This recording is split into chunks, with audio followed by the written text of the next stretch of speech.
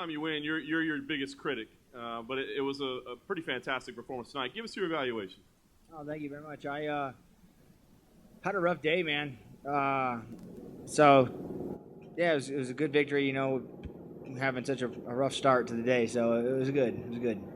Can you talk more about that? I saw a quote afterwards that said you had a headache. Talk about the rough day. Yeah, I just woke up, worst headache I've ever had, man. I just couldn't, all day I was just laying in bed, tired. My shoulders were sore. I don't know. It was just everything that was going wrong. I forgot my damn key to my Harleys. My fucking Harley's out there stuck now, and it was just a fucked up day. And it's in the back, you know, talking with Greg, trying to figure out, like, get going. It's just like grinding metal, man, trying to get through first gear, man. I couldn't do it. And Greg's like, this is what we train for, man. Beat someone on your worst day, so go out there and fucking get it done. Beat the storm, Cowboy. So it was good.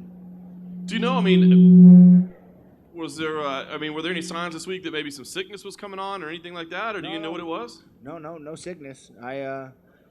Just some days you're on, some days you're not, right? It's weird. It's weird about the sport. So it was good to be able to go out there and figure it out. Work through the kinks in the cage. So, starting out, you got a takedown very early on. Was that something, a statement you wanted to make, or a strategy you wanted to use, or was it just something you saw? No, I knew he was going to come hard at me and try and be in my face. So, you know, the takedown kind of wrestling negates the. I mean, I think if Nate would have took Conor down, he would have secured the victory a little better on this fight. But so wrestling is the gap that is missing. So I work very hard on my wrestling. You know, I just don't ever really show it because I get real hard headed and want to go out there and strike with everybody. So.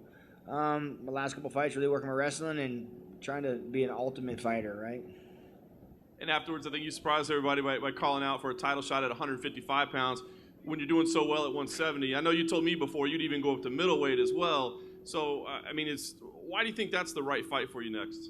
Oh, I don't know if it's the right fight. It's just a fucking fight I want to do. I don't know what is right for Cowboy. I don't know what I'm doing tomorrow. So, I don't know. I don't know what I'm going to do. But, I'm sure Joe, well, I'm probably not leaving here until I get another fight. That's probably what's going to happen. I'm going to go play on the fucking lake tomorrow, and then Monday I'll be at the office like, what's up?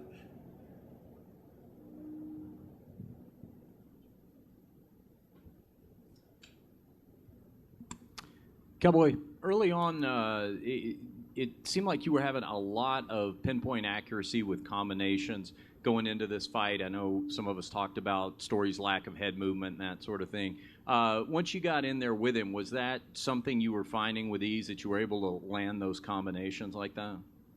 Yeah, I don't know about with ease, but, you know, I knew he was going to throw a big overhand and then in the clinch try and work the body, so I kind of knew what he was going to do. And he's kind of a little, like, half a second behind me, so it was good to find his rhythm and pick it up on it and then start letting my combinations get deeper and deeper.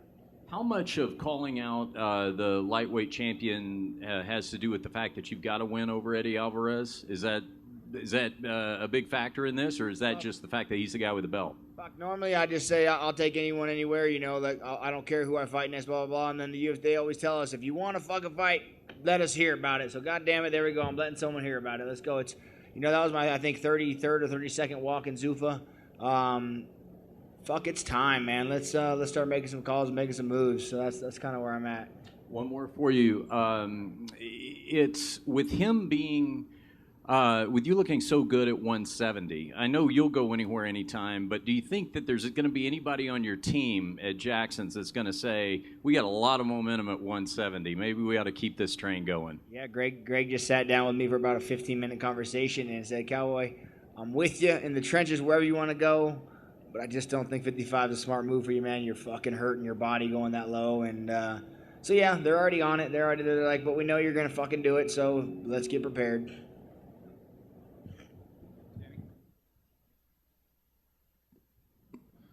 Cowboy, your last fight, you actually became the first person to stop Patrick Cote with strikes. And today you became the first person to stop Rick Story with strikes.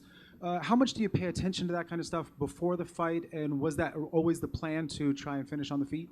No, I actually wanted submission. I'm super pissed off that I let the triangle slip out of my way. So, yeah, I wanted to take him down, kind of work the ground and go for a submission. But I had no idea he'd never been stopped. I really don't look into my opponents very much.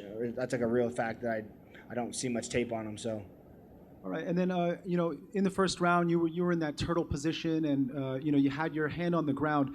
The rules are actually going to change in the future. I'm just curious your thought about how you were sort of keeping your hand on the ground before the break, and then how would you approach that if you're not allowed to do that anymore? Oh no, I wasn't trying to be a pussy. I was just not wanting to get thrown on my face. Like he's a good wrestler and he had a good, I was just trying to base. I wasn't worried about the strikes. I was worried about him taking me back down again, me trying to stand up. So that was, I wasn't trying to not get punched. So, but yeah, fuck, bring it on. Cowboy, we know you want to go back down to 155, but you may not be that far from a title shot at 170. Do you feel like you're close? And is there anyone at that weight that you might be interested in fighting? Anybody. Whoever's not. I want to fight really bad in New York, man. So, whatever avenue I got to take to get on the New York card, that's all I want. That's a couple months and plenty of turnaround time for me. So. Any specific reason why you want to fight in New York? It seems like a lot of guys are asking for that New York card. The fucking Garden, man. I mean, to be the first in the Garden would be awesome. So yeah, it'd be awesome, epic. And just lastly, man, did you get a chance to watch the main event? If so, what did you think of the fight, and how did you have it scored? I don't know what Nate was doing when he goes out there and boxes. I feel like he really dominated. He was kicking. I think the kicking kind of took him off his game. I'm not real sure. I was back there hooting and hollering for Nate, man. Like, come on, man, get it, fucking God. So I was upset. A couple of times I had it 1-1, then 2-1, and so.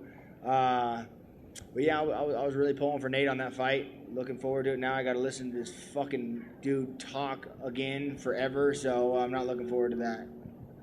The king is back. Fuck. I'm not sure if I heard you correctly or not. After the fight, you said Dana did or did not allow you to ride your motorcycle in this past week. Oh, well, Dana let me ride my motorcycle to the event tonight, so that's as far as he allowed due to contract and stuff. But, so yeah. We rode them because that's what the fuck I do, but I love it. It was fun. So thanks, Dana. Why do you think that allows you to fight better, or do you think that? Oh, I don't know. I know I get to leave here and go get on my Harley and fucking put my knees in the breeze and just roll, man. It's going to be a good night. So I got to get up early tomorrow morning. I'm going to the lake. I got Sunday fun day. I'm pretty excited about it, so. Of that final combination you put together, what was most effective about it? I thought it was maybe the body shot, but you were there. Get their hands down low and then kick high. It was kind of what it was, but that didn't actually finish him. I had to put a little more work in. I wish it would have, but it didn't.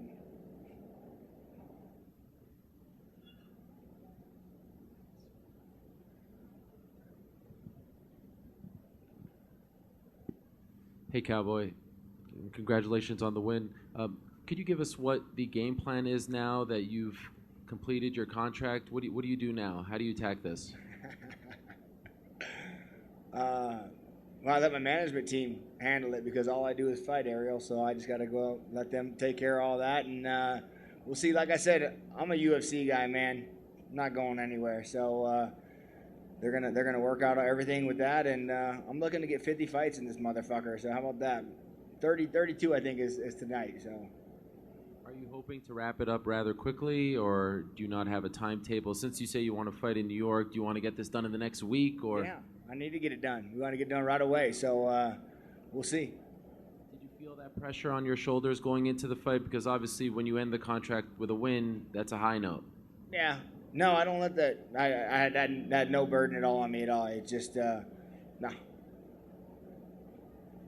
Hey, Donald, I'm not sure if someone asked this, I just got here, but you tied Matt Hughes for the third most wins in UFC history tonight. Only people ahead of you are George St. Pierre and Michael Bisping.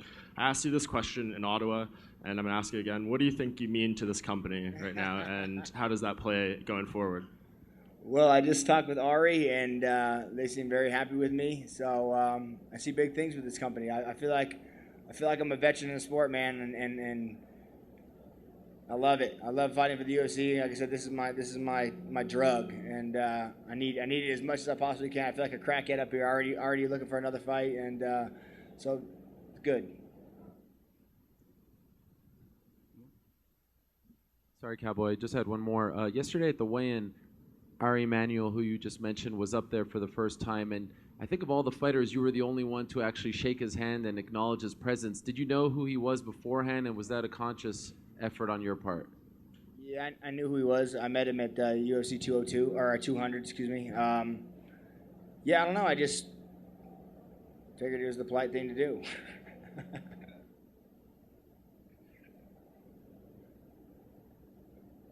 Hell yeah, I'm out of here. Beer time? Thanks, Cowboy. All right, guys. Thank you.